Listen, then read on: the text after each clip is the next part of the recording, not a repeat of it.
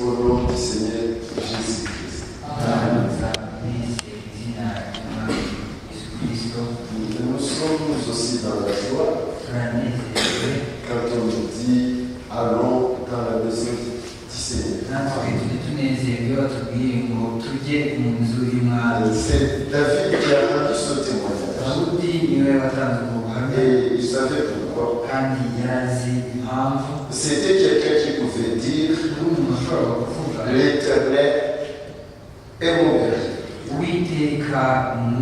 Je ne manquerai de rien. Il pouvait aussi dire il me conduit dans ses sentiers. Il pouvait aussi dire il remplit ma coupe. Il me donne à manger. Il prépare une table devant mes ennemis. Et ma coupe est débordée. Donc c'est que quelquefois la coupe est débordée. Et quand la coupe est débordée, il dit prenez ça. Il commençait à chanter. Nous aussi, nous sommes dans la foi. Vous pouvez vous poser la question si le monde est dans une attente, ils attendent quelque chose. Au début de cette semaine, il s'est passé une chose. Il y a eu un tremblement de terre très fort tout près de l'Alaska. Juste dans la ligne que William Branham a parlé. Et c'est un tremblement de terre de 8.2. Très fort. Et ils s'attendaient à un tsunami gigantesque. Ils s'attendaient à ce que ça continue jusque sur la côte ouest de l'Amérique.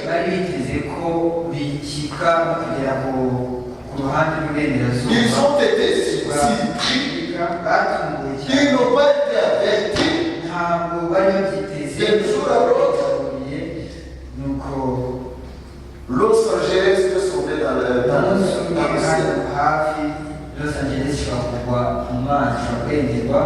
monde a peur. Nous savons aussi qu'il y a un Israël. Il y a une chose qui m'a étonné. Ils sont en train de préparer la police pour l'accueil du Messie. Donc ils ont dit quand le Messie va apparaître, il y aura des troubles. Ce sera très difficile de le protéger. Ces réunions, comment est-ce que nous allons les protéger? Alors qu'ils sont en train de préparer des invités qui vont s'occuper du Messie. Qu'en est-il de nous? Qu'en est-il de nous? Je pense que la venue de Christ est très proche. Dans les milliers de dollars, religion, c'est vraiment scandaleux.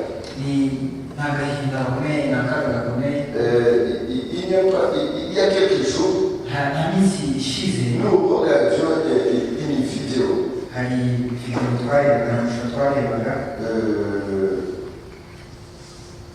de la restauration, l'église de la restauration, Restoration Church. Ils étaient en train de danser. C'est vraiment plus que c'est diabolique. C'est diabolique. À voir à quel degré ils sont loin dans les ténèbres. Et comment les gens acceptent et tolèrent. C'est scandaleux. C'est un signe de la venue de Christ. Donc c'est le mystère de l'iniquité c'est le mystère de l'empire. Et parallèlement, il devait se passer quelque chose dans l'église de Dieu. Ténèbres de côté, lumière de l'autre. Dieu nous aide. On va entrer dans ces choses. Hier, nous avons abordé la Odyssée. Nous allons continuer avec la Odyssée. Et nous essaierons de voir comment ces mystères agissent dans cet âge de l'Odyssée. Que Dieu nous aide. Nous avons quelques papiers. Nous avons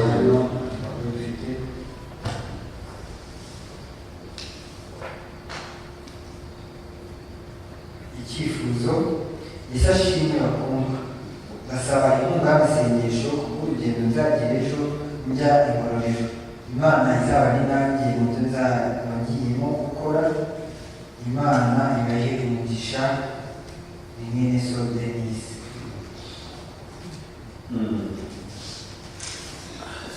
Ishimwe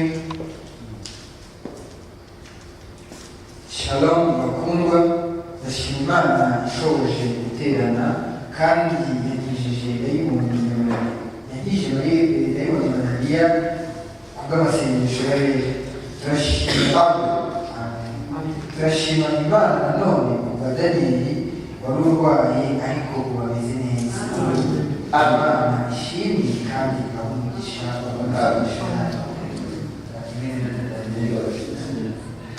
ni David yishimye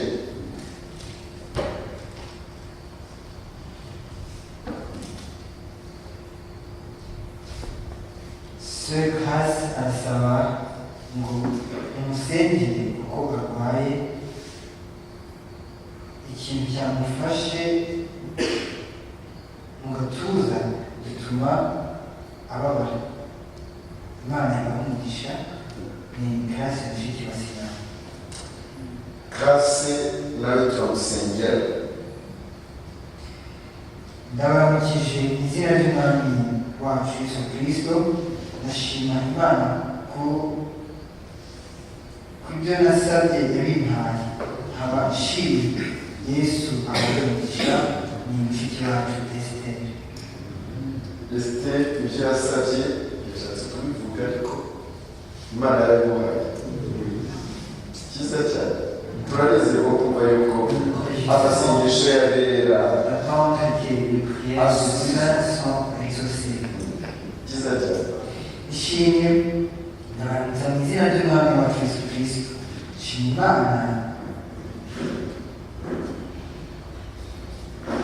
Imana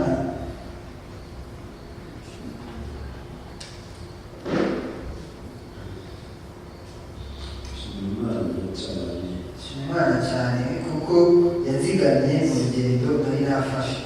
Sœur Rosette. Sœur Rosette ashimira Imana ko yabaye nawe mu rugendo akaba yagarutse amahoro.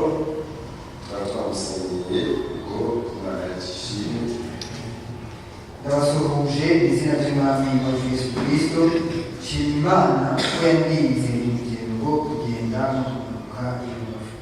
Umwami abahe umugisha bw'amasengesho yanyu. Yesu ashimwe n'irindi shimwe. Turabanza dusengere abangaba babiri Frère Denis ashaka urugendo ejo.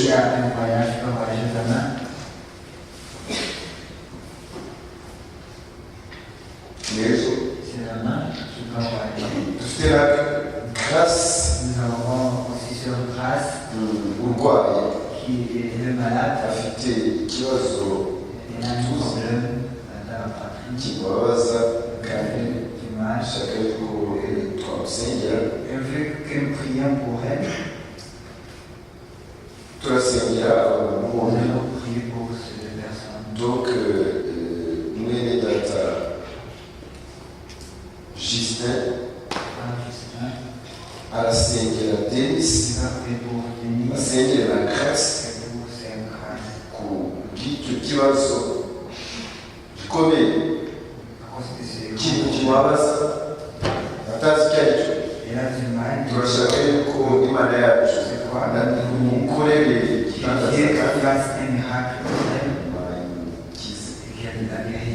turasenga izina rya Yesu.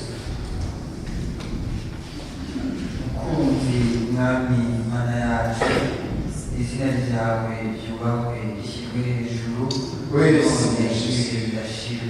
Mwami mbega amahirwe twagize kuba dushobora kukwita umukunzi kandi uri Imana yacu, uri Mwami ugaba byose, yaremye ijuru n'isi ikadukora natwe, none twahindutse abakunzi, twari nta gaciro dufite, nta na kimwe turi cyo, none mu mitima yacu duhamirizwa koko ko turi abakunzi bawe, kuko waradukunze turabahamya b'ibyo.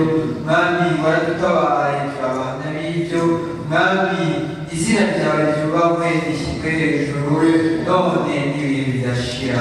Nuko mukunzi kubw'ibyo tuzi imbere yawe dufite ubushizi bw'amanga, tumenya neza ko ibyo tugusabye ubiduha kandi koko warabiduhaye. Niyo mpamvu hari ishimwe ijya mushiki wacu uvuga ati ndashima Imana kuko ibyo namusabye yabimpaye, none ubu ndashima Imana.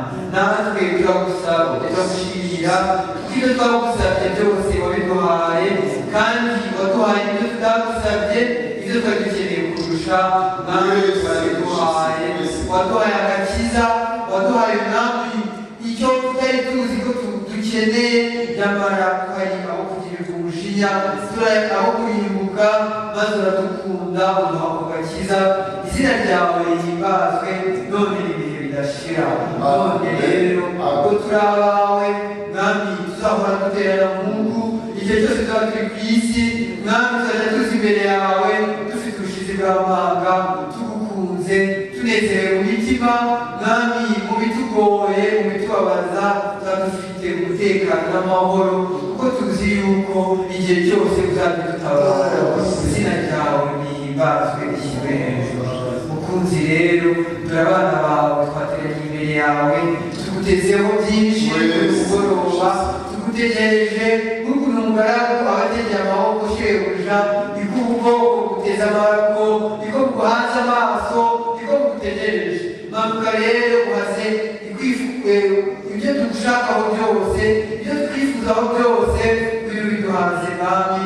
Ibyo mpamvu tugirire neza, biduce hagati yacu, urondore buri mutima, urindore buri bugingo, ugukennye, ufite inyota umuhereze kuri ayo mazi, ushonje umuhaze. Mwami ngwino utugirire neza, ufate umugaragu wawe. Mwami urabizi ko atari we dutumbereye, siwe duhanze amaso, kuko nawe niwo wahanze amaso, niwe ategereje gutabarwa kwe, niwo wamukuraho. Ngwino rero Mwami, ubwoko bwawe twese uduhaze ibyiza Mwami biguturukaho. Nuko mukunzi, wakira amashimwe yabonetse yose, abo warinze mu rugendo baragushimira, wasohoje ibyo wavuze, uzaturinda abanyamaza, none bari kuduhimbaza. Mwami banazima, abo wakijije indwara, turibuka mwirindata Davide uburyo yari amerewe, nyamara urusha gusenga kw'abera, dore arimo arashima. Uhabwa icyubahiro n'ishimwe no guhimbazwa none n'ibihe bidashira. Ushimwe ku bwa Daniyeli, ushimwe Mwami kuba warwaye gukiza hagati yacu, ushimwe uhimbazwe none n'ibihe bidashira. Nuko mukunzi, habonetse ibintu byifuzo Mwami, twebwe twagira ubuntu kuko dufite Imana nzima, iyo tujya twikoreza imitwaro yacu ikayidutura. Mwami rero tugusabye mw'izina rya Yesu. Mwami Dawudi yaravugaga ngo ikoreze wite ku rugendo rwawe. Mwami ibyo mw'izina yakoze none udufite ubushizi bw'amanga ko byose bizagenda nk'uko ubishaka. Ineza yawe kuyibwira bizagaragara, natwe tuzagushimira mwami. Umuherekeze mwami, nagende ejo uzajyane nawe, ibyo azagiyemo uzabimugisha mwami. Ukuboko kwawe uzitandukanye n'ukuboko kwe mwami, kugira ngo ishimwe ryawe rizabone uko rigaragara hagati y'abagukunda. Azaze mwami adafite gukekeranya, avuga ati Imana yacu yagiriye ibyo ntihari kubasha, yakoze ibikomeye, none nanjye ndishimye. Mwami ubikore kubw'icyubahiro cy'izina ryawe no kubw'umunezero w'abagukunda, kuko bari bakwiringira mwami. Tukweretse mushiki wacu ngo byarwaye ikintu kimufata mu gatuza mwami. Satani ajya amenya gukubaganya imibiri yacu, ajya amenya icyatubabaza mwami, ajya abikora kenshi, ariko kenshi bidutabara. Niyo mpamvu tukuzaniye mushiki wacu mwami. Icyo tuzi cyo imyuka mibi Satani aba yatumye bizibabaze abagukunda, none mushiki wacu arakutakiye. Ubwoko bwawe buteraniye imbere yawe, nuko wumvire gusenga kwacu, ukize mushiki wacu mu izina rya Yesu. Mwamage mumwe mwafashe mushiki wacu, turabategeka abana b'Imana, ingabo z'Uwiteka zirabategeka mu izina rya Yesu. Mushiki wacu ashikire kuko tubitegetse mu izina rya Yesu Kristo. Mwami akunze rwari hagati yacu, amukorera muri korali, none dore ntiyabonetse.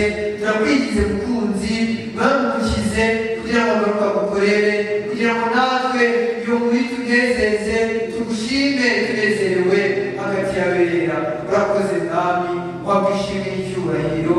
Ngwino wiheshe icyubahiro mu bwoko bwawe, ngwino uhagarare imbere yacu, wivuge umwami, wivuga mu bwoko bwe, natwe duce bugufi imbere yawe. Icyo udutegeka nacyo turi bukore, icyo utugaburire icyo kiri buduhaze. Iyo mwami utugirire neza, mu izina ry'umwami wacu Yesu Kristo, amen.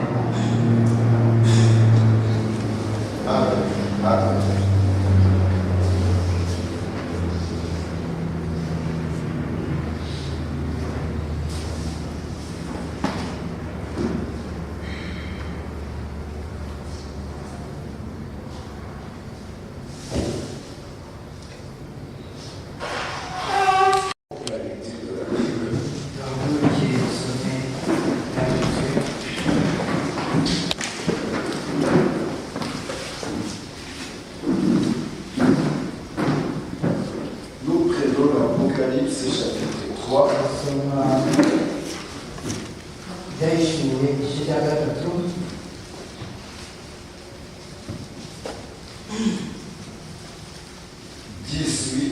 à 22. Umurongo wa 18 kugera ku wa 22. Basuzuma Yesu. Dore aragira inama umugore w'izahabu yatunganijwe mu ruganda, uwo ni kuba umutunzi, kandi umureho n'imyenda yera, kugira ngo wambare isoni z'ubwambure bwawe zitagaragara, kandi umureho umucyo wo gusiga mu maso yawe, kugira ngo uhumuke. Abo nkunda bose ndabacyaha, nkabahana ibihano, nuko rero gira umwete wihane. Dore mpagaze ku rugi ndakomanga. Umuntu niyumva ijwi ryanjye agakingura urugi, nzinjira iwe dusangire. Unesha nzamuha kwicarana nanjye ku ntebe yanjye y'ubwami, nk'uko nanjye nanesheje nkicarana na data ku ntebe ye. Ufite ugutwi niyumve iby'umwuka abwira amatorero. Amen. Mwami Mana yacu, koko waduhamagaye mbwira utukia, uduhamagara mu gisekuru kiruhishe, uduhamagara mu minsi ya nyuma, uduhamagara mu gihe mwami kubona inzira bigoye, ariko mu rukundo rwawe timusatone ta parole. Uno mugoroba turagushimira rero, tutishime mu mitima yacu, turagushimira kuko iyo umucyo w'akagoroba utaza kwaka, ntabwo twebwe twari kubona inzira, tubona twebwe turi mu mateyatere hamwe n'abandi, tuba turi mu ishayo mu byaha.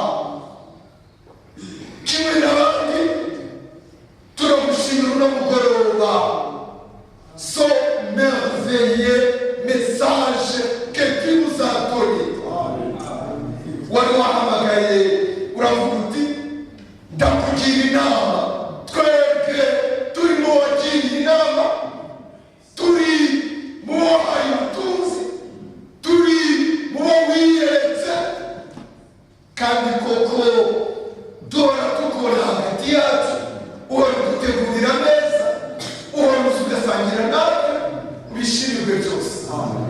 Uno mugoroba ikiganza cyawe kibe kuri twe, usubire uvugurure ukwizera kwacu, usubire uvugurure imbaraga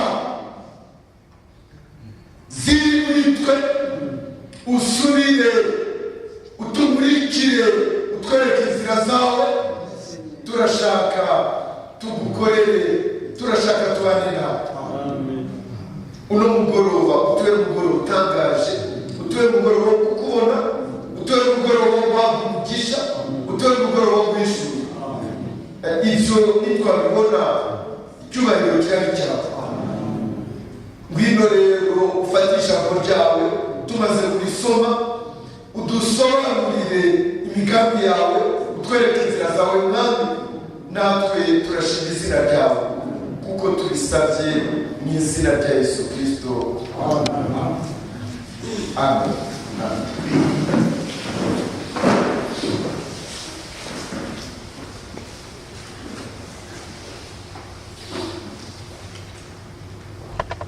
Hier, on a essayé de voir ce qui se passe. Moi, particulièrement, j'ai été très édifié. En fait, nous avons eu un sujet de prédication sur le mystère de l'iniquité.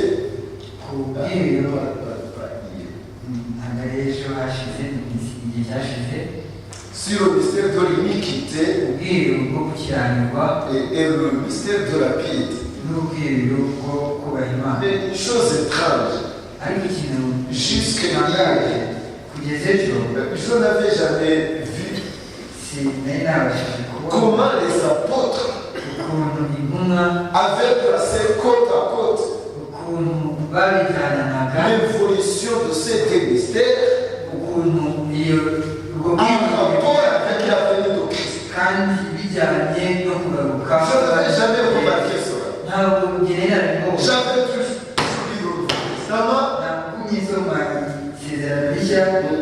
j'ai lu les épîtres. Il n'y avait rien de nouveau hier. Mais je n'avais jamais compris jusqu'à hier comment les apôtres prenaient l'évolution de tes esprits, de ces deux mystères en rapport avec la vérité. Je pense que c'est très important. Nous devons le comprendre. Ça nous regarde. Ça nous regarde. Ce sont des choses qui se passent ici devant. Pierre en a parlé. Jésus-Christ en a parlé. Jude en a parlé. Paul en a parlé. Branham en a parlé. Il a pris tous les sujets qu'il a appelé les soins dits de la foi. Il a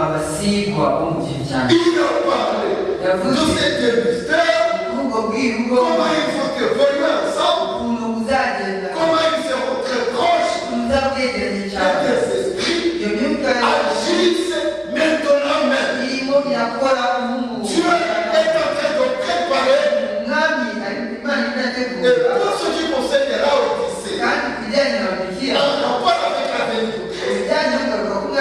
Il y aura une vraie récolte. Les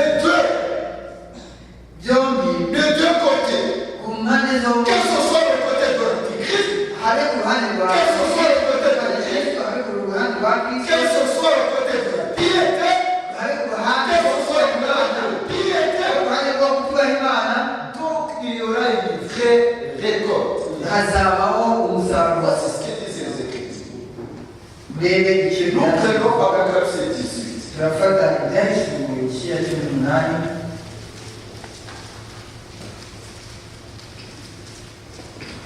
5, nous prenons 4 et 5. umurongo wa kane 4, nous prenons 4, puis 5. umurongo wa kane n'uwa gatanu ibyanditswe 18.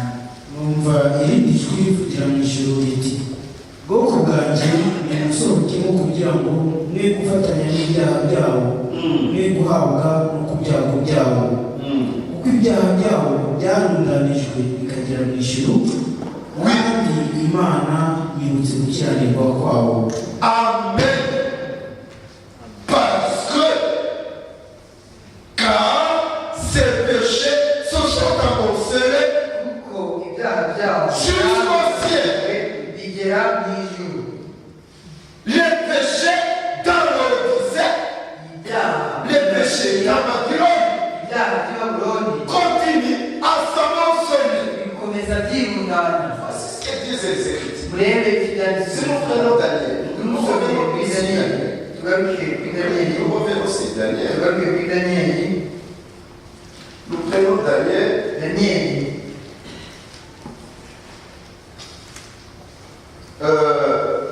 Chapitre 12. igice cya 12.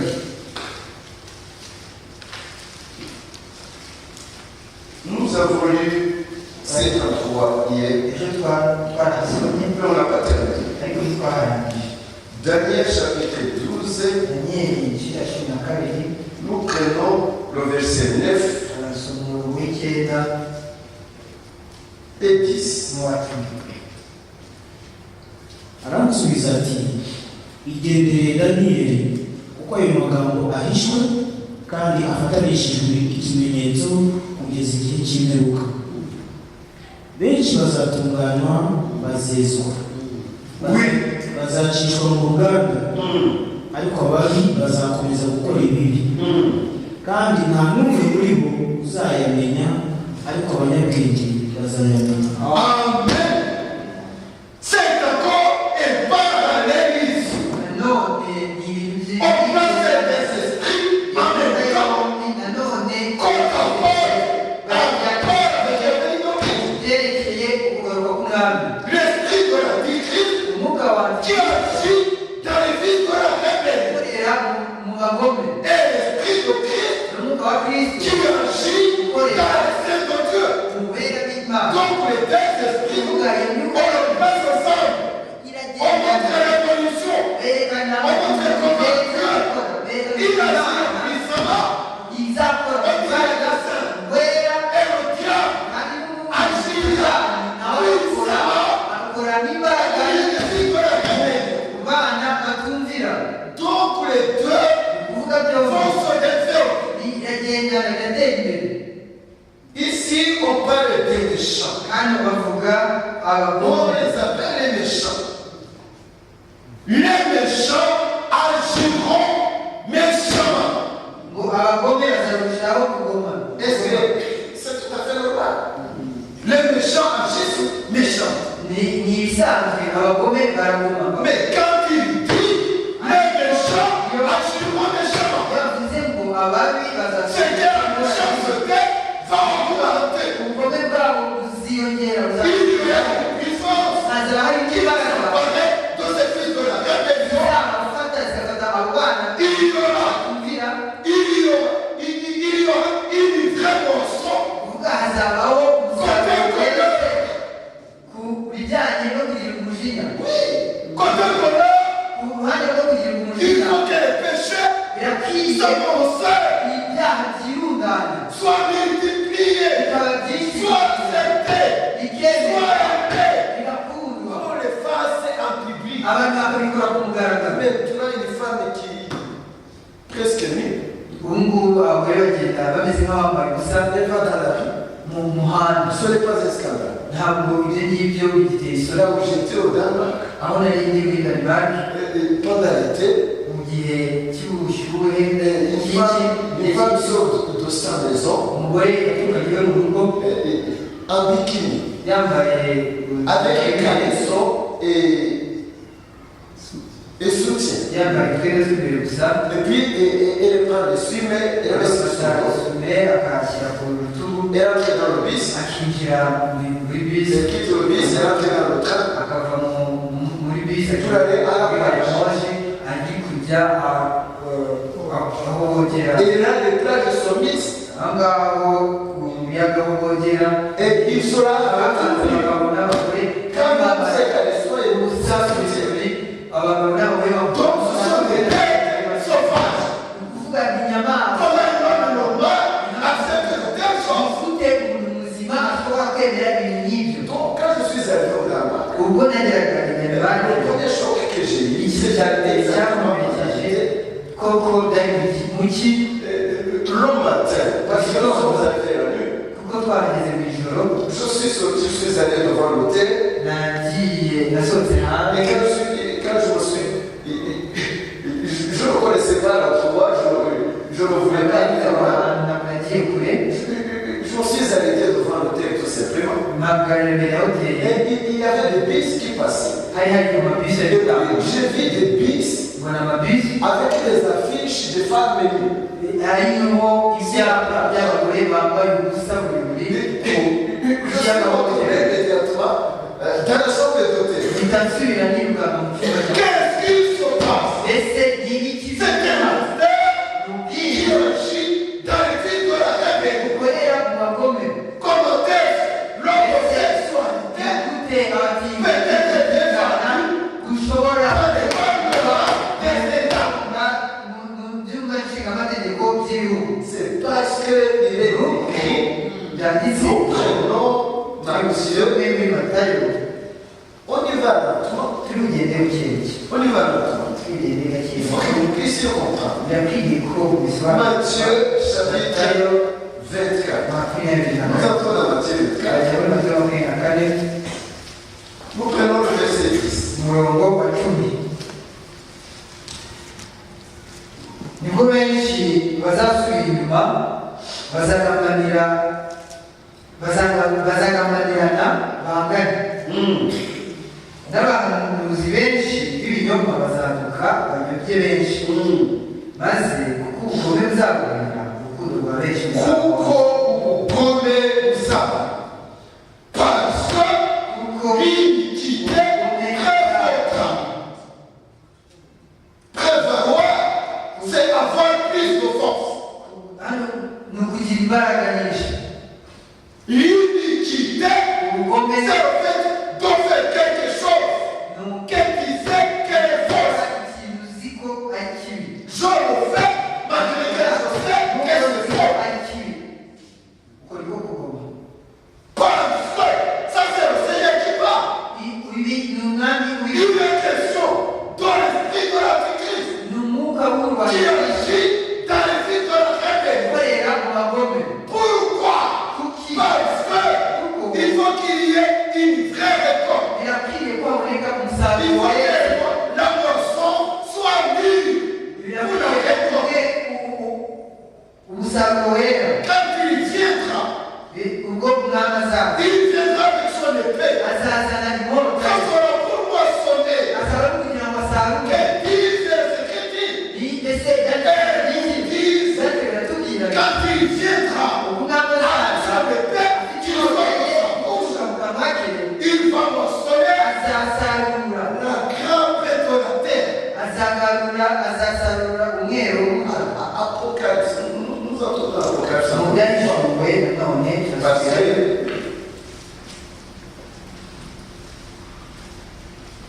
cumi na kane 15. umurongo wa cumi na gatanu marayika wundi ava mu rusengero arangurura ijwi rirenga abwira uwicaye kuri icyo gicu ati ahuramo umuhoro wawe usarure kuko isarura risohoye kandi isarura Parce que c'est le temps de la moisson. Parce que c'est le temps de la moisson. igihe cyo gusarura Non, c'est impossible. ahuramo umuhoro wawe usarure kuko isarura risohoye kandi ibisarurwa byo mu isi byeze cyane Et parce que la moisson est desséchée. ubu musaruro weze cyane Ça, c'est la moisson des fils de la République. uyu ni umusaruro w'abagomera C'est le temps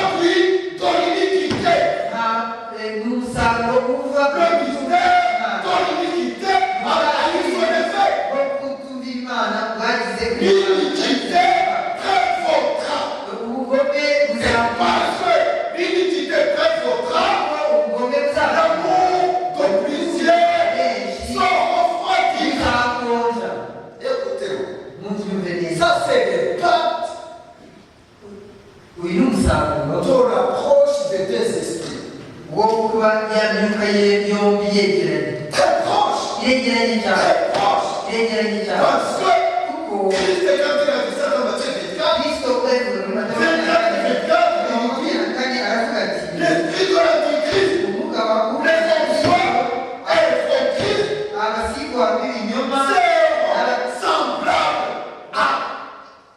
au vrai esprit. bazaba basa n'umwuka Les esprits, c'est notre proche. izaba yegeranye Parce cyane que même les cellules peuvent être esprits. byashoboraga kuyoborwa Mais les cellules ne sont pas ariko jamais esprits. intore ntabwo Et zigeze voici ce que disait ariko Écriture. rero ibyanditswe bivuga Parce que l'iniquité prévaudra, ubugome buzabwira l'amour comme chrétien sera refroidi. buzakonja Donc l'approche de l'autre esprit ni ukuvuga kwegera a un impact sur votre préparation.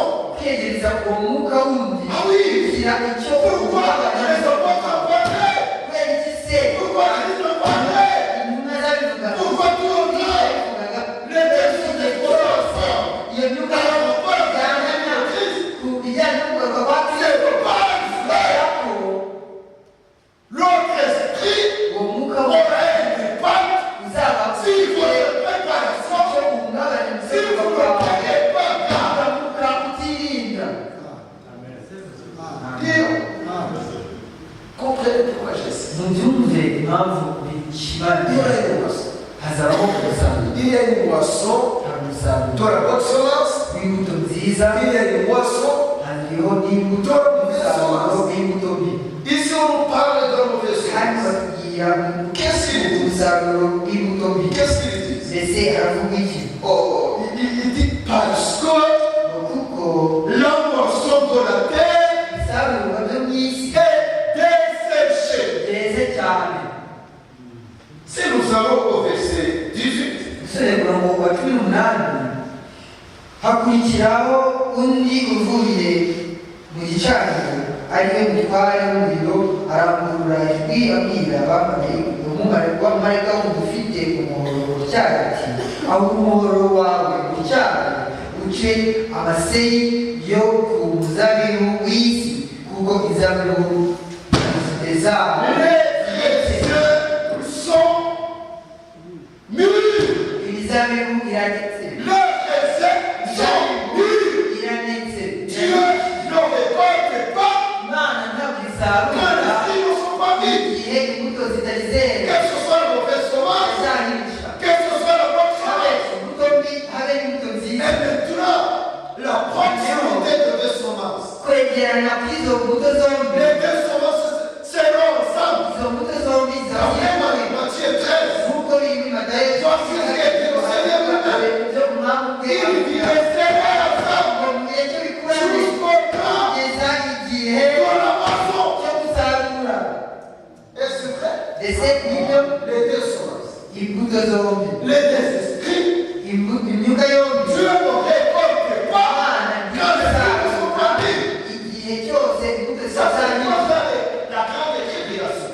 ahangaha ni mu gihe cy'umubabaro Il vient pour le récolter. azaza aje Mais gusarura pour l'épouse, ariko ku mugeni elle partira azagenda avant cela. mbere y'uko ibyo Elle biba sera aussi récoltée. nawe azasarurwa Mais Dieu ne peut pas récolter une chose qui n'est pas vive. gusarura imbuto zitari zera Voici ce que dit Dieu. urebe ibyo abantu bavuga C'est ce que nous venons de lire. ibyo byo tumaze gusoma Il dit, aravuga il va les purifier, azabeza il va les affiner, azabatisha il va les blanchir. azabatunganya Ça c'est la bonne semence. iyo ni imbuto nziza Côté mauvaise semence, uruhande rw'imbuto zinaho il se tourne. arahindukira ngo aravuga ngo Un problème. dufite ikibazo Les gens ne veulent pas qu'on parle de la mauvaise semence. aba ntibifuza ko tuvuga bashaka ko tuvuga ku mbuto mbi Mes frères, j'aurais aimé que vous lisiez quelque bene chose. data nifuza ko Nous allons dans tugiye cyo gusoma Josué chapitre 8. tujye muri yosuwa igice cya munani Josué chapitre 8. yosuwa igice cya munani Nous lisons deux versets. turasoma imirongo ibiri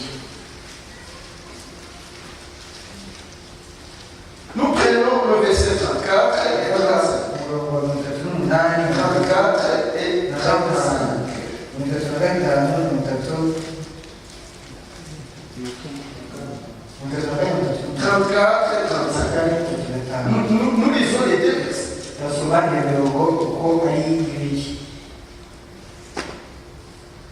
hanyuma asoma amagambo y'amategeko yose imigisha n'imivumo nk'uko byari byanditswe byose n'ibyo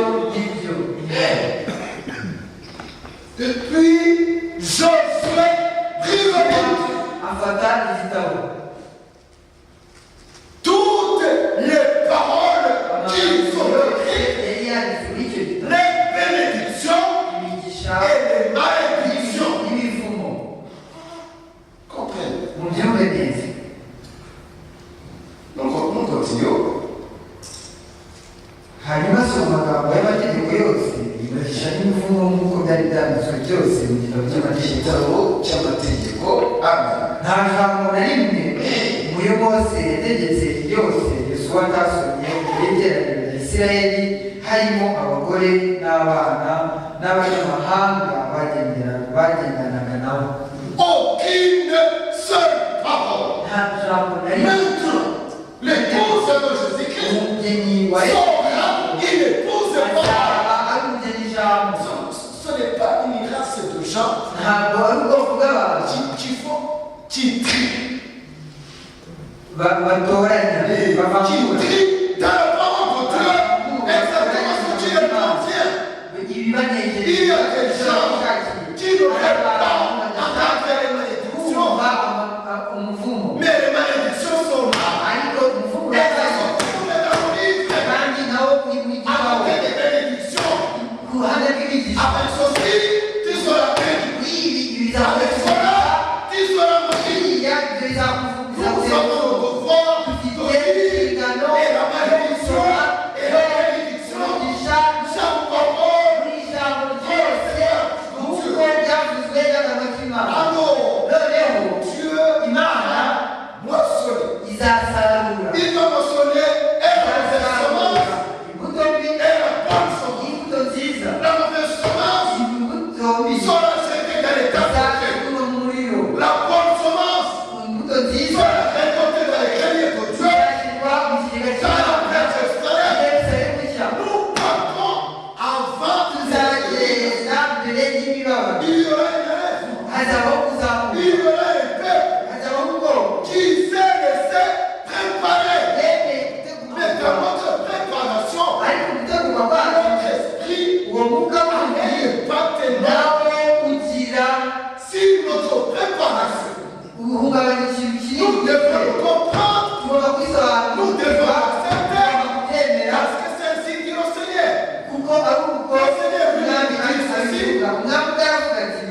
Il y aura Matthieu 24. Nous avons dit ça. Il dit il y aura des trahisons. Ils vont se haïr. Vous allez les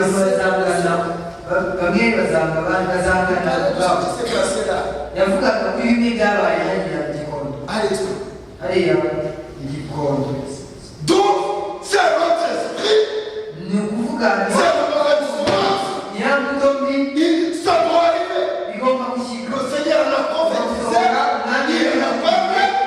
Ça doit se réaliser. byagombaga Et gusohora. pas dans la proximité ni ingaruka zo kwegerana kwa bwa des gikondo. côtés du mystère de la piété. umwe ugiye kuba Imana urundi ruhande imbuto yo kuba Imana. Le mystère de la piété, ubwirwa kuba Imana c'est un homme ni qui ugiye est capable ashobora de fonder une histoire. ubwegariba inkuru agahimba inkuru Et puis, il appelle, il raconte exactement son histoire. akavuga neza neza Ça, c'est le mystère de l'iniquité. ubwo ni bwo bwa Il y a une force qui mène à cet homme. hari imbaraga ziva ku mugabo ngo murabaza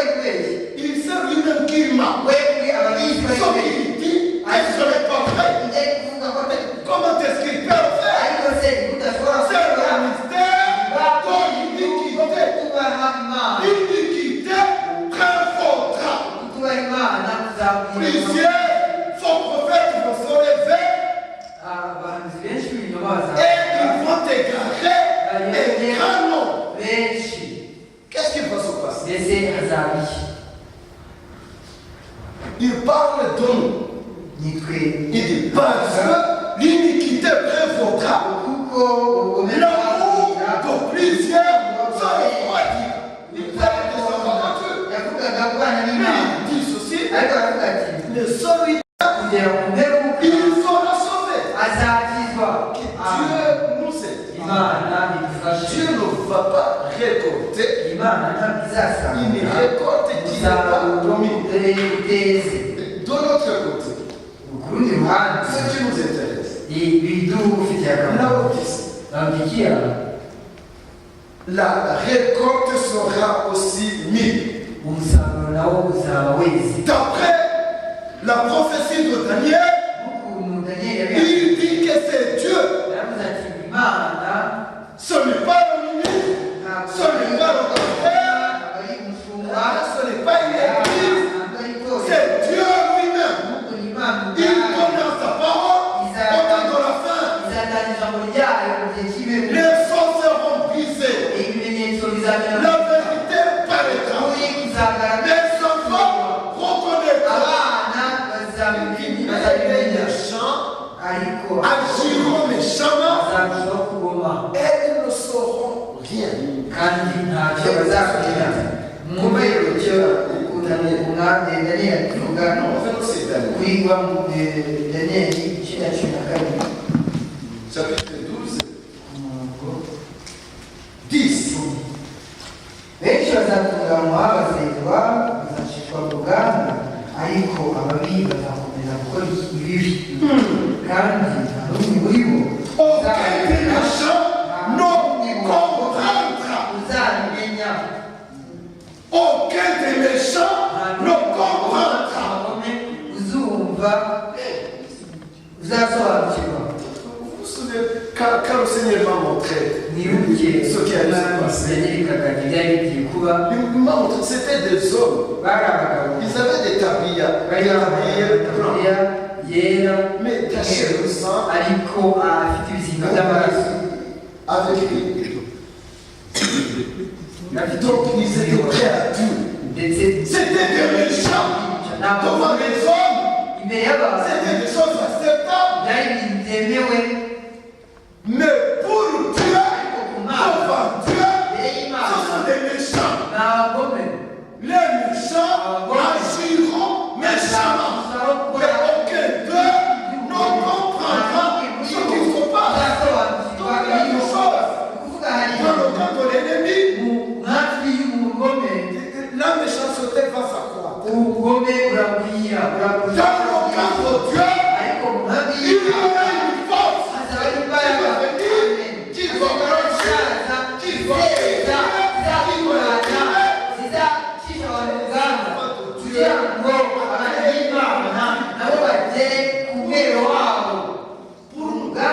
va une chose étrange. ikintu Nous gitangaje les sommes distraits. twemera kuyoba Parce que nous ne croyons pas que des esprits sont twizera ko là. bya myuka yombi bigendana. Ça c'est Daniel.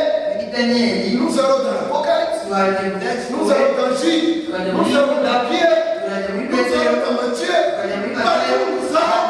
Quand on parle de la vérité, tugaruka ku mwami on nous montre les deux esprits batwereka ensemble. yombi kumwe. Et les deux esprits iyo myuka yombi toujours la vie. iragendana n'iy'abantu barwana. Pourquoi? niyo mpamvu Pas de négociation.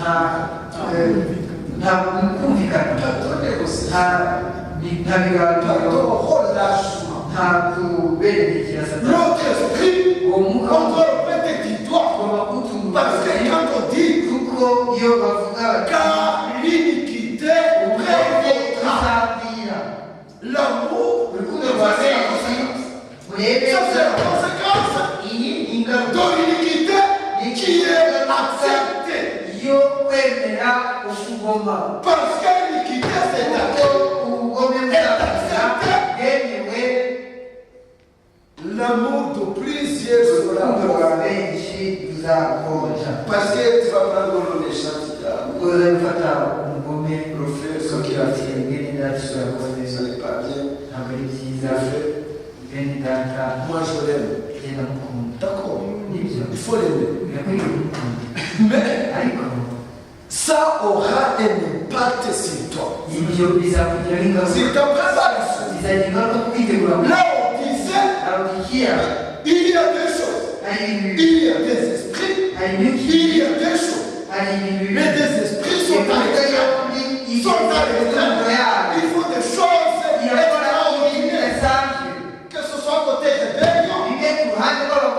Donc, quand vous voyez des féminines, quand vous voyez le péché qui est accepté, des gouvernements,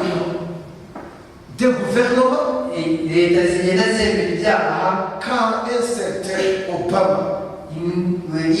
Obama vient faire des déclarations dans l'Union africaine, les pays qui n'acceptent pas l'homosexualité, ils ont un problème avec Obama, il est placé automatiquement dans le cas de Sodome. Il défend Sodome. Comment un pays comme les États-Unis, un pays protestant, un pays créé par des protestants qui voulaient la persécution, un pays fondé sur la Bible,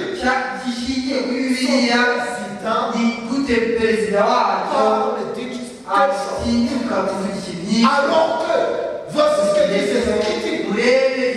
Si un homme couche avec un autre homme, on doit les tuer. Ça c'est ainsi dit. C'est ainsi disent les Écritures. C'est ce qui devait se faire en Amérique. Mais l'Amérique, à cause de la politique est pourrie. Parce qu'il est écrit, l'iniquité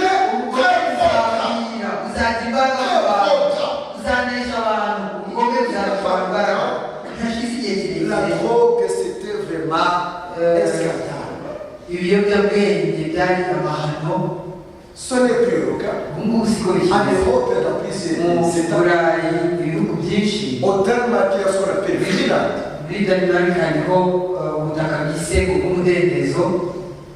Tout est étendu, créé pour que les gens aillent se trouver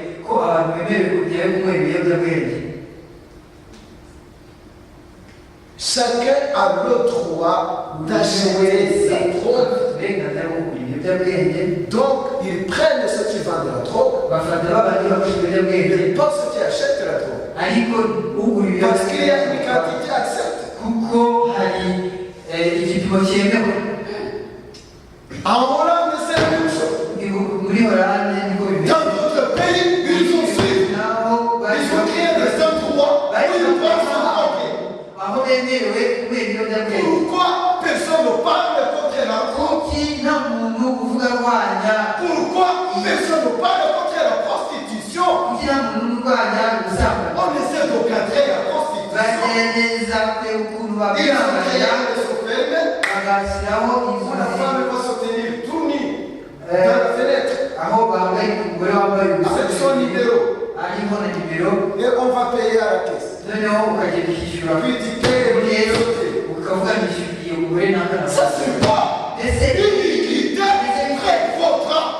Faut accepter dans nos états parce que les péchés sont avancés. Parce que le raisin de la terre doit mûrir, doit sécher au temps de la récolte. Pour nous, pourquoi est-ce que le Père de tout ça? C'est parce que la moisson de la Odyssée est double. Si nous prenons Genèse, si nous prenons le chapitre 15, nous prenons le chapitre 15, nous lisons le verset 16.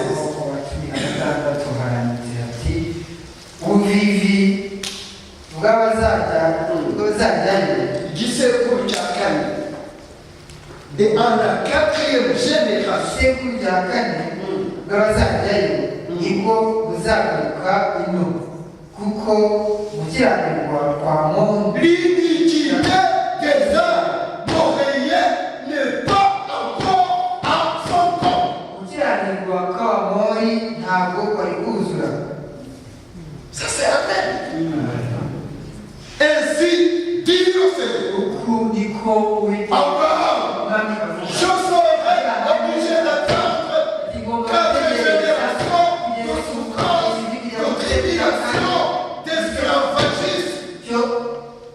d'esclavagisme, de souffrance, kw'imibabaro d'esclavagisme. kuretwa Parce que l'iniquité des Amoréens n'est pas encore. utekwagera kugurisha kwabo kumwe wabo.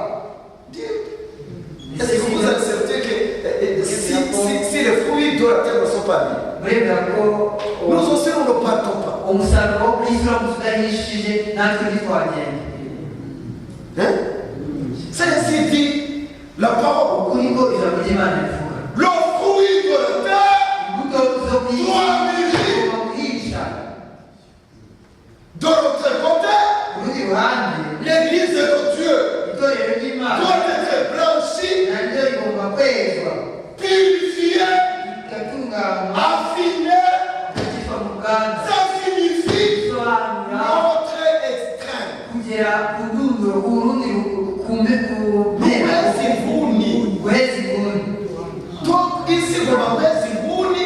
Amen. Attention à l'extrémité, c'est sa position. Et nous devons prendre notre tugomba kugera extrême. ku guheza indi nguni. C'est Dieu qui fait ça. Imana niyo ibikora. Et puis, voici ce que le prophète dit. rebe ibyo Il dit, bavuga les méchants agiront méchamment. abagome Non comprendra ce qui se passe dans cette église. Amen. Nous nous attendons qu'ils nous comprennent. twebwe tuba dutekereza ngo baradusobanukirwa. Nous voulons aussi, tuba dushaka koroshya, je vais marcher avec un tel. dushaka kugendana na naka, Il faut que je marche à son biragoye rythme. ko ngenda mu ntambwe. Ce n'est pas vrai. Si ibyo Ce n'est pas vrai. Si c'est une semence de Dieu, niba ari imbuto y'Imana la semence de Dieu, ça nous dit de la parole de Dieu. igaburirwa ijambo Ça nous ry'Imana, dit des témoignages des œuvres de Dieu. ubuhamya Ça nous dit de la bienveillance de Dieu. ugaburirwa De l'esprit de Dieu. ugaburirwa n'umwuka w'Imana. Mais si ce n'est pas une semence de Dieu, ariko niba atari imbuto y'Imana, quand même tout ce que tu feras, ibyo uzakora byose ce sera pour toi un piège et un risque. bizaba ari umutego kuri wowe. Pourquoi? kubera iki? Parce que kuko pour l'Église, ku itorero il faut la perfection. birakwiriye ko Et pour ritungana la perfection, rwose. on doit marcher avec Dieu. kugira ngo utungane rwose ukwiye kugenda Et n'Imana. pour marcher avec Dieu, kugenda la n'Imana, première condition, icyitondero cya c'est mbere séparation. gutandukana, kwitandukanya, Séparation.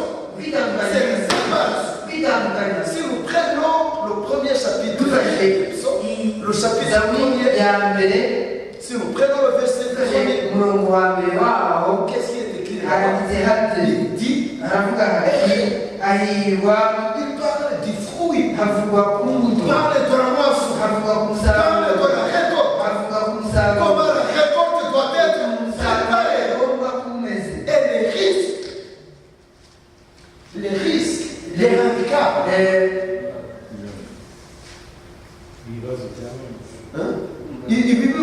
ibibuza itegurwa ry'iyo mbuto, ibibuza ibibangamira itegurwa ry'iyo mbuto. Chapitre 1. Igice cya mbere Nous connaissons tout ça. turayizi, zaburi ya mbere turayizi. hahirwa umuntu akurikiza imigambi y'ababi. Ça c'est les méchants qui agissent méchamment. abakiranirwa bazashobora gukiranirwa, C'était pas leur ntabwo ukwiye kwemera gukorana imigambi ukayipatisipaho indirectement. Donc il y a une chose qui m'a choqué. Dans la vision, avant de voir ces gens, ils ont été quelque part. Et ils étaient en contact avec une sœur. Et c'est la sœur qui leur a donné l'argent pour les motos. Donc, ce sont des petites choses. Quelqu'un peut te demander un service, ce n'est pas. Mais pour Dieu, Dieu n'aime pas de mélange. Quand c'est vrai, c'est vrai. Quand c'est faux, c'est faux.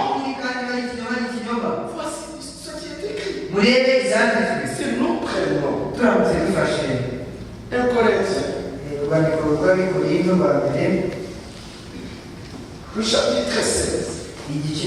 Vous connaissez le verset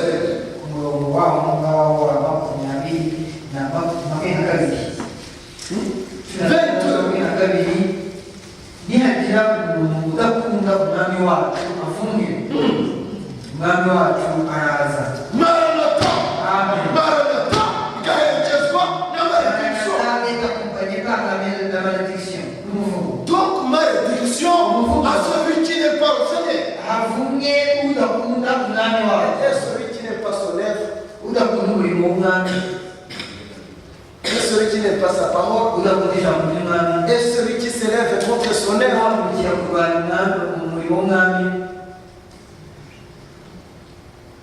Que celui qui n'aime pas le Seigneur soit maudit. Maranatha. Donc ça c'est la séparation. La vérité. Les méchants. Les saints. Christ. L'antichrist. Le diable. Tu vas aider l'antichrist au lieu d'aider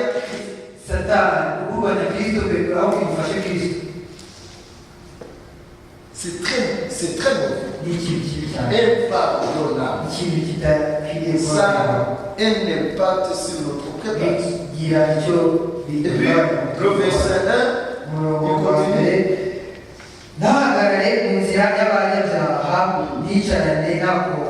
Donc ici, il y a les méchants, il y a les pécheurs, et il y a les moqueurs. Donc les trois catégories, donc Sodome, il est moqueur et les méchants sont dans l'église. Nous le voyons Jésus, nous le voyons dans Matthieu, nous le voyons partout. Donc les méchants, absolument méchamment, et ils vont s'élever contre Dieu et contre son œuvre. Parfois, ils ne comprennent pas. Ils ne parlent pas. Pourquoi ces gens vont à l'extrême? Nous allons à l'extrême. Si aujourd'hui, nous commençons à danser le rappel Yesu un peu plus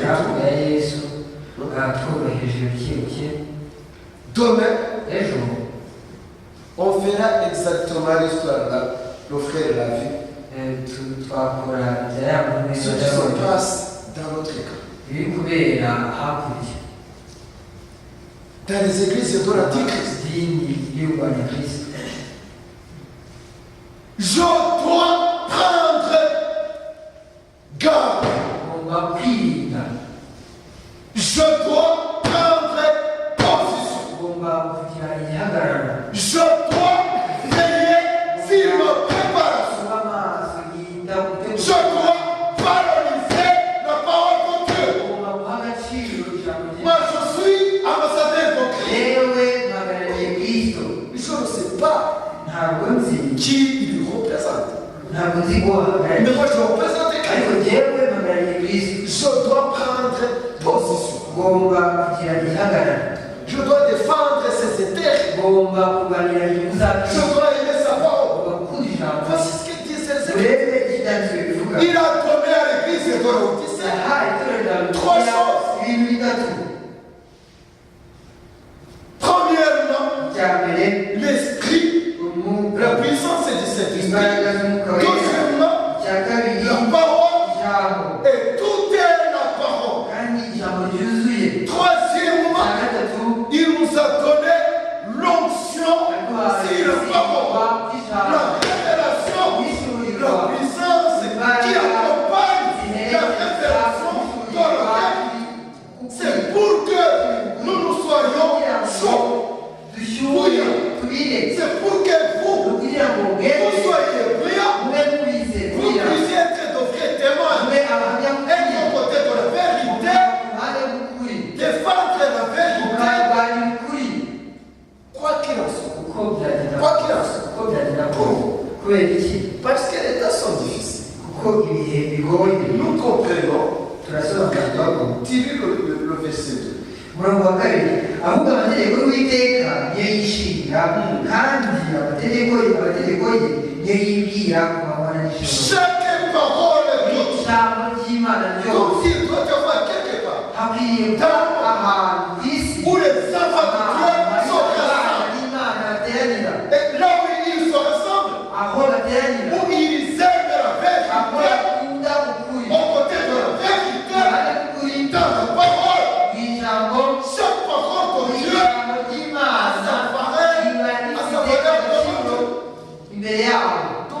c'est l'amour de la vérité à l'extrême. Comme elle dit, défendons notre royaume, défendons notre Seigneur, défendons sa parole. Donc il nous a donné toute la chance. Il y a la puissance de l'esprit, il y a la vraie parole de Dieu, il y a la révélation. La combinaison de ces trois choses fait que chacun va donner, chacun va donner, dont Dieu bouillant. Et il devient bouillant. Il y a du feu, il y a quelque chose en lui, il y a une force. Donc ils doivent se tenir fermes. Et hier, nous avons consulté Gilles. Je n'avais jamais remarqué ça. Que ce soit Gilles, que ce soit Jean, Pierre, que ce soit Paul, que ce soit Jésus. Chaque fois qu'ils ont parlé de la semence qui va partir dans l'enlèvement du retour de Christ, ils ont placé à côté une œuvre destructrice dans l'ennemi. Et nous faisons comme si cela n'existait pas. On fait comme si nous ne voyons pas ça aura un impact sur votre préparation. C'est ainsi dit c'est le Seigneur qui l'a dit. Parce que l'iniquité votera. Ça aura un impact. La porte-prise sera ça ne doit pas être moi. Il doit y avoir une moisson côté église. Et la moisson. La moisson, si c'est toi. Si Dieu est dans le vrai, la moisson sera éprimée, sera blanchie, sera ce sera un peuple terrible. Ce sera un peuple complètement à part. Ce sera un peuple saint. Des gens qui savent ce qu'ils font. Ça, c'est la moisson de la Odyssée. On nous a donné 3 âmes. Très efficaces. Nous ne laissons pas tomber par terre. Nous ne laissons pas tomber par terre. Donc, qu'est-ce qu'il a dit au Seigneur? Il a dit les uns seront scandalisés. 24:11. Matayo 21:11 Matayo 24:11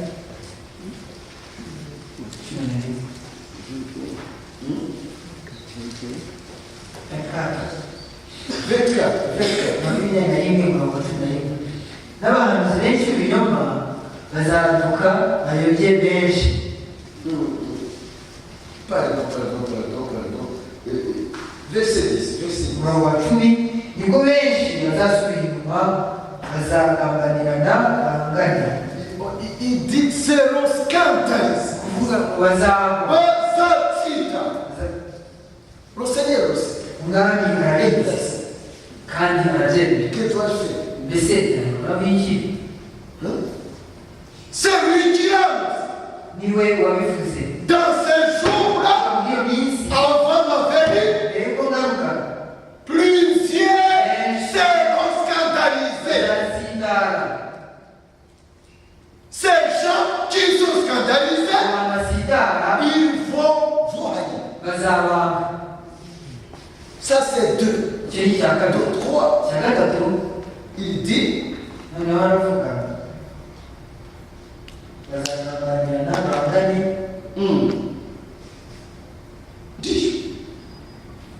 vous allez. Il y a la haine. Et puis il n'a pas dit seulement la haine. Il a dit ils seront scandalisés. Ceux qui feront de l'autre. Donc la trahison, la haine du cas de ceux qui sont scandalisés.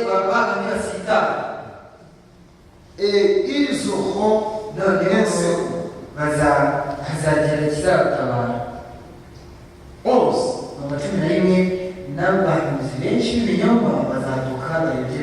Donc plusieurs faux prophètes vont s'élever. Ils seront là. Un vrai ici. Un faux là-bas. Des faux prophètes pour égarer, pour séduire. Parce qu'il y a une autre semence qui doit se préparer.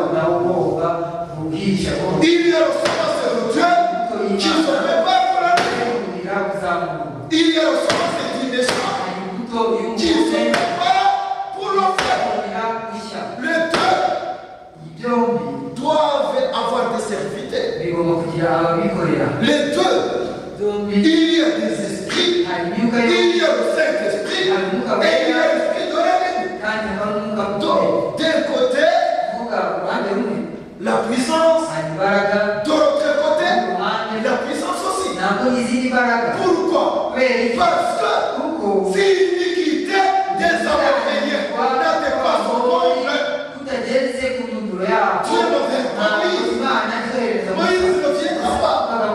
Pour que Moïse vienne, l'iniquité devrait être à son peuple. Est-ce que vous le croyez? La même chose. Apocalypse 18, dit aussi.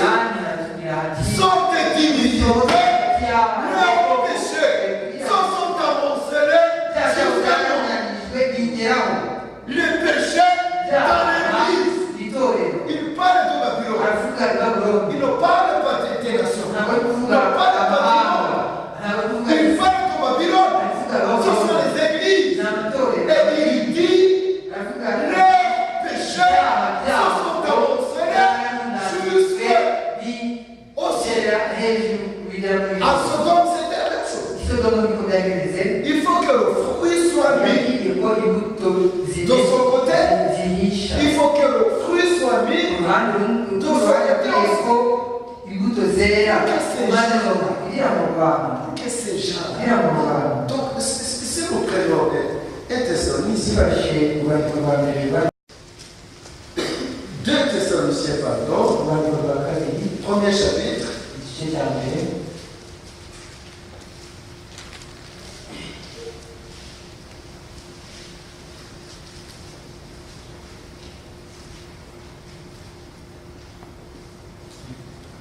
lisons,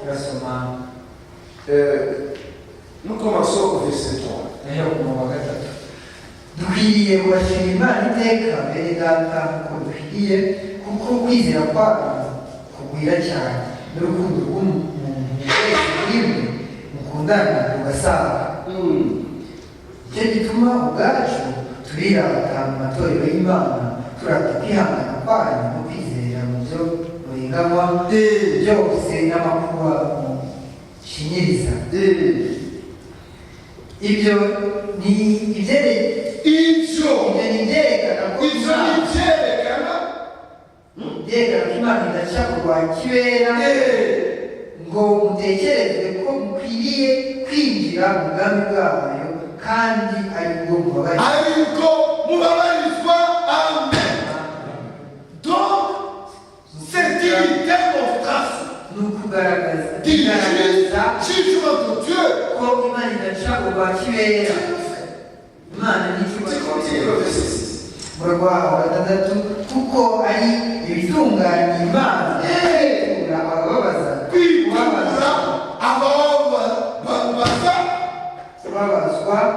kubabazwa kandi namwe abababazwa kubitura kuzaruhukana.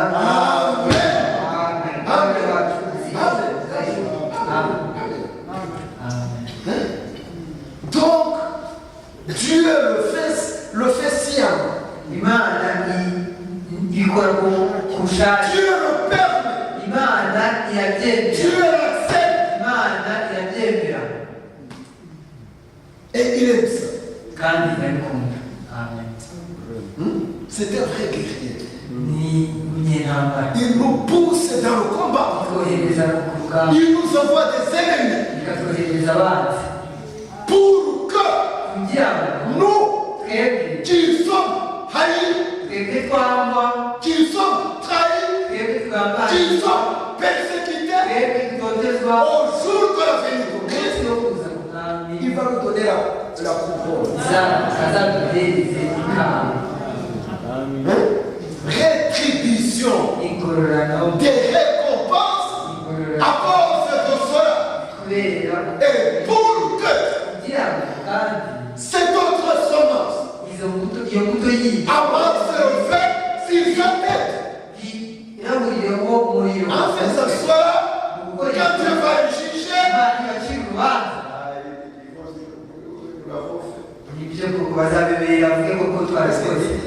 maintenant, si tu lui poses la question, qu'est-ce que nous avons fait?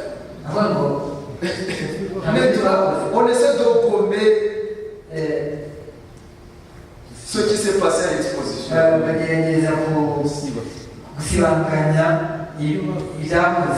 Pourtant, ce qui a été fait, ce n'était pas un incident, ce n'était pas un violent. Ce sont des choses qui ont nécessité des réunions. C'est le diable. Et il a envoyé ses généraux. C'était un combat entre le royaume de Dieu et le royaume de Dieu. C'était un combat entre l'œuvre de Dieu et l'œuvre qui s'est donné la vie. Et ce qui a été fait là-bas est écrit au ciel. Amen. Oui. Dieu aime. Dieu accepte. Dieu tolère. Dieu laisse. Pourquoi? Parce que si, dis-moi, c'est une chose juste devant Dieu que de rendre la tribulation à ceux qui font subir la tribulation. kandi kuko ari ibitunganya Imana kwitura abababaza kubabazwa. Il le fait. Les embrasse. 10 chapeaux sur la tête. C'est notre semence. Il faut qu'elle puisse mûrir. Il faut qu'elle se développe. Il faut qu'elle travaille. Il faut qu'elle agisse. Notre semence. Il faut qu'elle soit. Il faut qu'elle soit active. Donc nous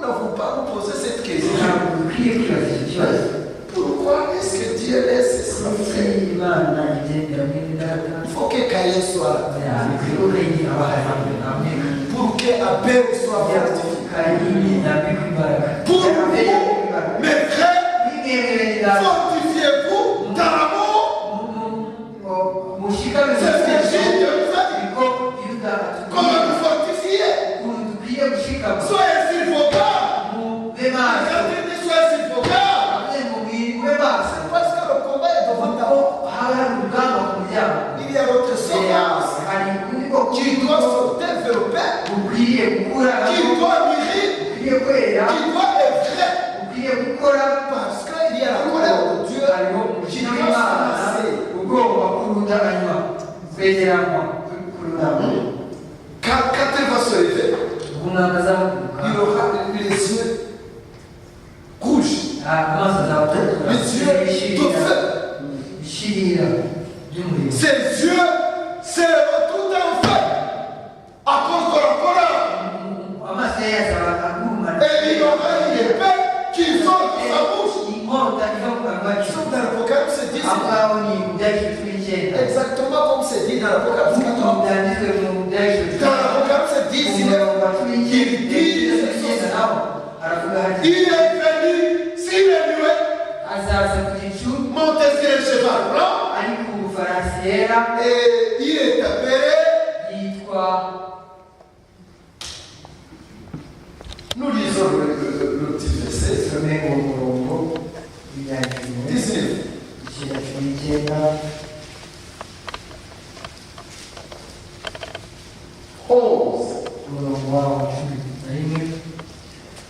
Mbona ijuru rikinguye kandi ngiye kubona ifarashi y'umweru uhetswe nayo yitwa ngo kwizerwa kandi ukuri nuca imanza zitabera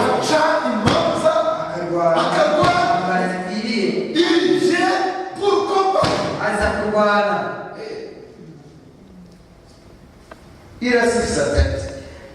amaso ye ni ibirimi by'umuriro no ku mutwe we afite ibisingo byinshi kandi afite izina ryanditswe ritazwi n'umuntu wese keretse we wenyine. Mu kanwa ke havamo inkota ityaye kugira ngo ayikubite amahanga azananya inkota ityaye kugorora. Il faut que la semence soit née. Nous ne pouvons pas l'empêcher.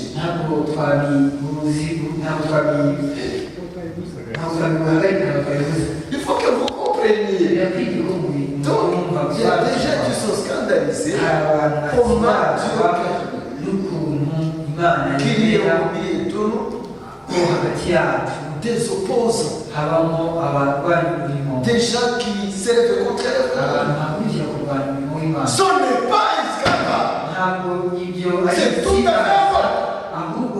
Le problème, c'est toi. C'est ta position. C'est ce que tu crois. C'est ce qui est en toi. C'est ce que tu fais. Il faut que l'autre semence soit là jusqu'au temps de la moisson. Quand Christ viendra, il viendra pour la rétribution.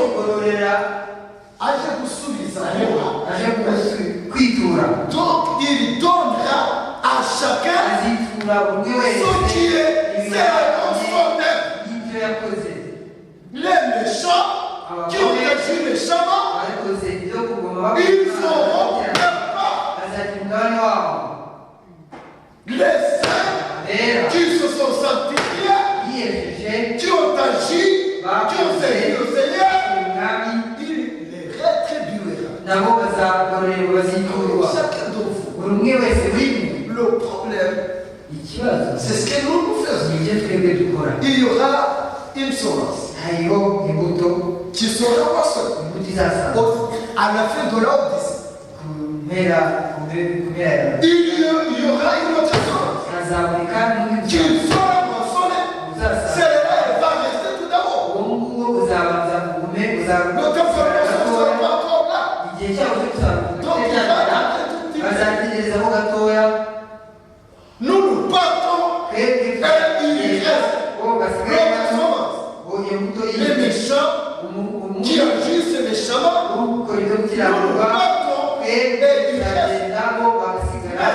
quand il reste, le jour de la colère vient. C'est exactement la deuxième moitié.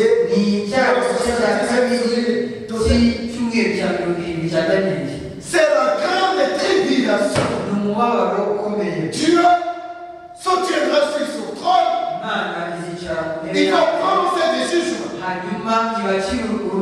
Il va les punir. Il va les frapper. Il va les déranger de tous côtés. Et à la fin, il viendra pour les écraser.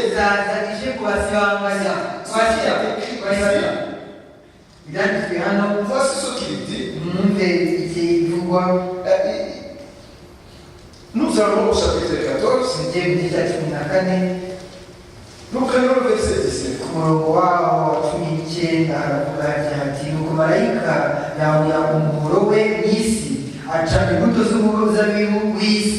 azijugunya umuvure munini w'umujinya w'Imana umuvure wengesherezwamo ibirenge inyuma ya wa mudugudu Imana quand Dieu va le faire il aura le choix azaba umunezero w'ijuru dans le chapitre 19 niko bivuga mu byahishwe 19 dans le chapitre 19 le premier verset hanyuma y'ibyo mwumva mu ijuru ijwi rirenga risa n'iry'abantu benshi bavuga bati aleluya agakiza n'icyubahiro n'ubutware by'Imana yacu nuko amateka yayo ari kuri no gukiranuka amen yaciye urubanza yaciriyeho iteka maraya ukomeye woneshaga abari mu isi ubusambanyi bwe kandi imuhoreye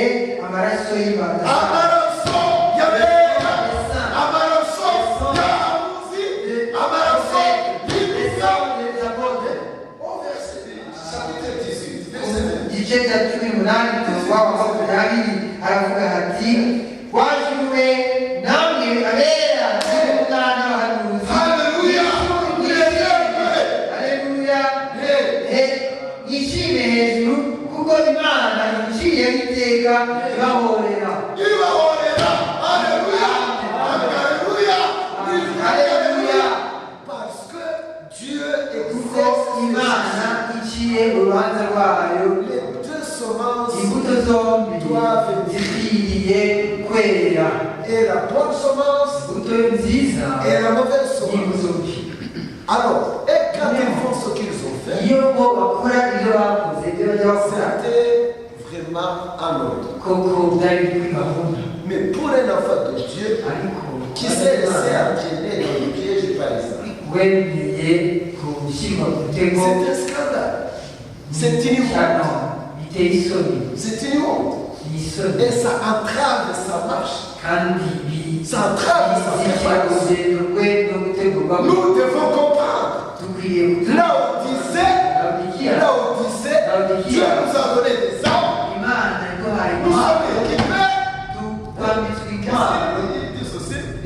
ibyo Je suis mwavuga apôtre et je frappe. igurugi nakomanga Si vous souffrez, ntukingura j'entre et je souffre. sinjira nsangire nawe Une chose extraordinaire. ikintu kidasanzwe Il vit au milieu de nous. atuye hagati yacu Il fait beaucoup de choses. akora byinshi Il fait beaucoup de miracles au milieu akora de nous. ibitangaza byinshi Les gens font comme si n'arrive pas. abantu bakifata nkaho nta cyabaye ni ikibazo gikomeye ni akaga gakomeye Dieu au milieu de son peuple, c'est pour que les fruits mûrissent. C'est pour que vous soyez blanchis, affinés. Donc il faut que nous allons de l'autre côté, nous les laissons de l'autre côté. Si nous continuons avec le temps est déjà passé. Si nous continuons avec le psaume, après avoir dit ceci, mais celui qui pense, qui garde la parole de Dieu, tout son cœur, jour et nuit, si la parole de Dieu. Nous ne sommes pas dans le temps des compromis. Laissez à côté les petites amitiés.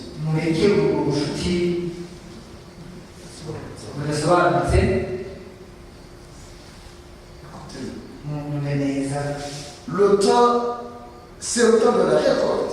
Les fruits doivent mûrir. Que ce soit la mauvaise semence, que ce soit la bonne semence, il y aura des récoltes. Ils vont récolter ce qu'ils font. Nous, Amen. Démontrez le Seigneur. La mauvaise semence est là pour nous empêcher à servir le Seigneur. Ils vont tout faire pour que Dieu ne serve pas. C'est la mauvaise semence. Donc nous perdons du temps. Nous perdons notre préparation. Nous n'atteignons pas la maturité. La maturité, c'est un amour fervent. Il faut un amour fervent. Il faut que j'arrive au point où je suis aux côtés de Dieu. Tout le monde le fait. Tout le monde le comprend. Il faut que tout le monde le sente. Donc je dois gagner l'autre point. Il faut qu'il gagne l'autre point. Il faut qu'il se prépare. Alors, qu'est-ce que tu dois lui dire? Continue mon ami. Continue ta préparation. Moi, je me prépare. Dire des choses tout à fait différentes. Quelqu'un qui est dans la confusion, il veut entraîner dans la confusion. Nous ne sommes pas au temps de la confusion. Hier, nous avons dit Joël, mon peuple ne sera plus dans la confusion. Nous identifierons la lumière. Nous saurons la vérité. Nous verrons l'être de Dieu. Et vous saurez que je suis Dieu et que je suis au milieu de vous. Nous allons le comprendre. Ça, c'est l'autre semence. Mais il y a une autre semence. Pour l'autre semence, voici ce qui est dit. Voici ce qui a été prophétisé. Mais les méchants, aucun des méchants ne comprendront. Il n'est pas condamnable parce qu'il n'a pas compris.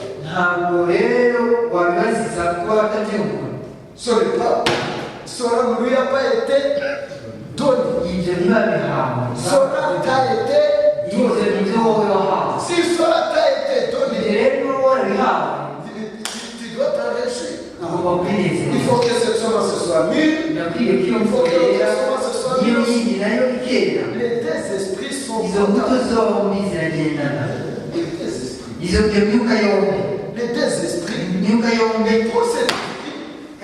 La mauvaise semence, il faut qu'il y ait des faux prophètes.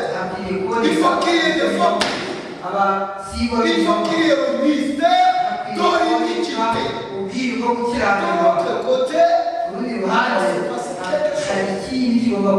voyons avec la première venue de Christ un homme qui s'appelle Siméon. Je pense que c'est dans Luc chapitre 2. Professeur médecin. Il est écrit et il y avait un homme juste. 2:25. Un homme juste, un homme pur, et qui attendait la consolation d'Israël. Il attendait la consolation d'Israël. Il le savait. Lui-même le savait. Il en parlait. Il en parlait aux hommes. Il le savait. Il le savait. Il était dans un état.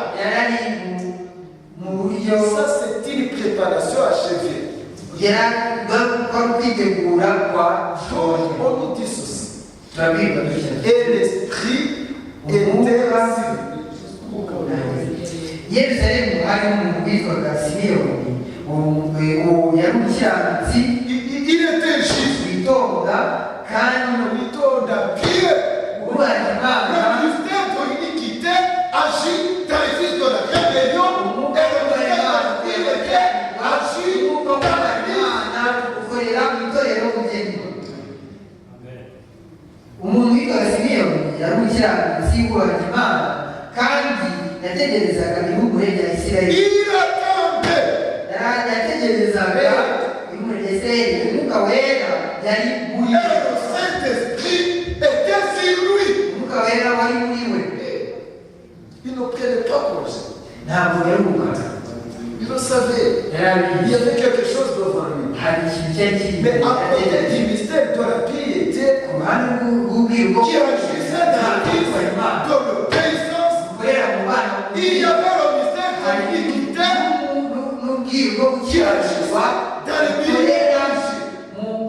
mu isi ya kidini. Donc, il y avait les sacrificateurs, il y avait les pharisiens, il y avait les sadducéens qui sont allés chez Hérode pour faire tuer kugambanira Kristo sur base de la parole de Dieu. kandi bashingiye ku byanditswe. C'est le mystère de l'iniquité qui agit dans les fils de la gukorera mu bana batumvira ni abantu abigisha b'ibinyoma, des faux Christ abasigwa b'ibinyoma dans son bari muri uru dans rundi ruhande petit nombre. harimo umubare mutoya ubwoko Mais des gens abantu qui savent ce qu'ils sont, bazi ibyo bari byo, qui savent exactement ce qu'ils ont, bazi ibyo bafite, qui savent où ils vont, bazi aho bajya, qui savent ce qu'ils attendent, bazi ibyo bategereje, qui sont sûrs de ce qu'ils attendent. bazi neza ibyo bategereje. On dit ceci, Turabwirwa il avait ce qu'il avait. hari ibyo bari bafite, hari icyo yari afite. Verset 26. Yari yarahumuriwe n'umwuka wera. Déjà, il y avait le Covid, kuvuga yari yarasize umutwe ku maso. il y avait le vin, la filiation, de la révélation. Hari hariho vino, ugusigwa ko Il y gishuri. avait la parole, Hari hariho ijambo kwa Simiyoni. il y avait la parole de Dieu, Hari hariho ijambo c'est Seigneur. ry'Imana kwa Simiyoni. Et dans le camp des pharisiens, Noneho mu nkambi chez les sadducéens, abasadukayo chez Hérode, kwa Herode en Israël, il y avait la confusion. naho yari kwijiji.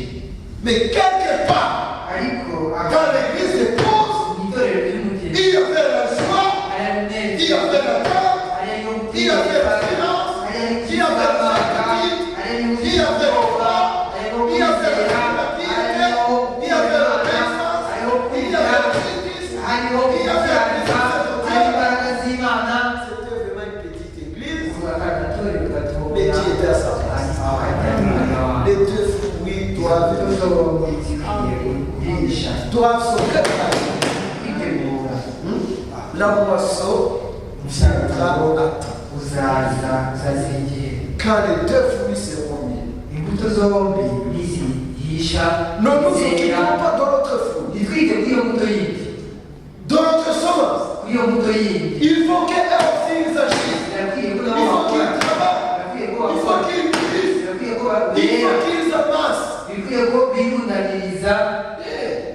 On doit les laisser tranquilles. Tugomba kubareka Occupez-vous de kubareka vos propres affaires. mwite ku byanyu, Occupez-vous de votre préparation. mwite ku gutegurwa kwazo. Oui, c'est bon. Imbuto zombi Si. bizazihisha n'ibyo biri Si. ni ukuri. Si l'iniquité des aveuglés n'est pas encore à son comble, gukiranirwa kw'abamori bikutagera ku ndunduro nous yabo, avons encore des tribulations devant nous. tuzaba tugifite akaga kubabaza ubutozi. Mais Ariko quand les péchés vont s'amonceler jusqu'au ciel, n'ibintu ndangwa bigashyika mu ijuru, à ce moment-là, noneho ubwo nibwo umwami azamuka, il viendra azaza aje gusarura, aje gusoroma. Mais à ce moment-là, ariko la bonne semence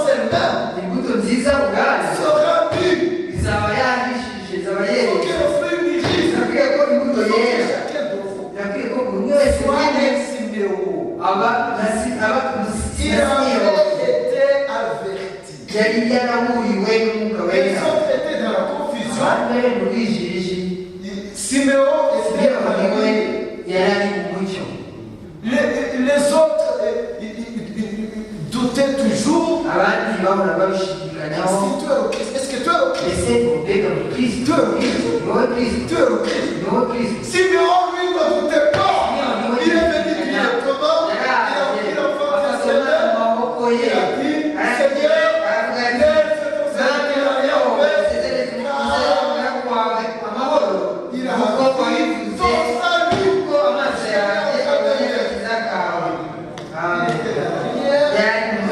Les autres étaient là. Il avait la foi. Les autres étaient là. C'était un homme bien. Il voyait le plan de Dieu. Il a prophétisé. Il a dit à Marie ce qui va se passer. Ça sera vraiment une lumière pour toutes les nations.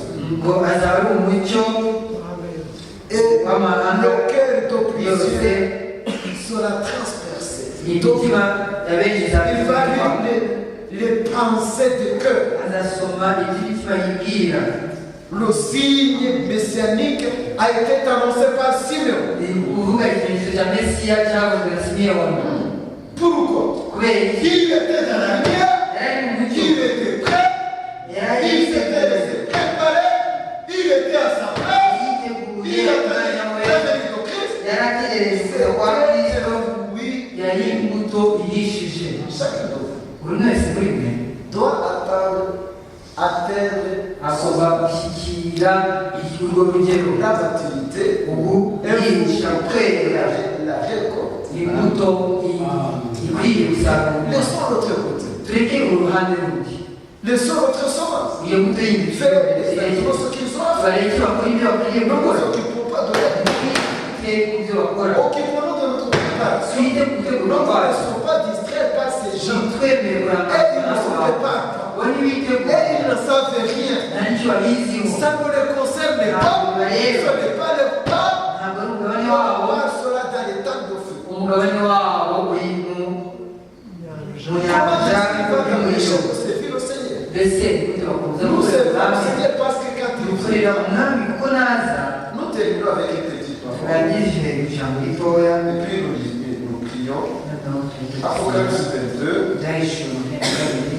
Le frère Vallée, le ministère nous allons prier. 22 au chapitre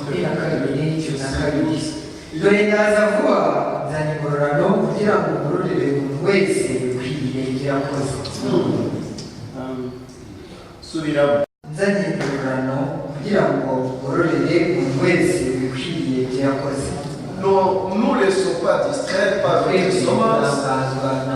Nous prions.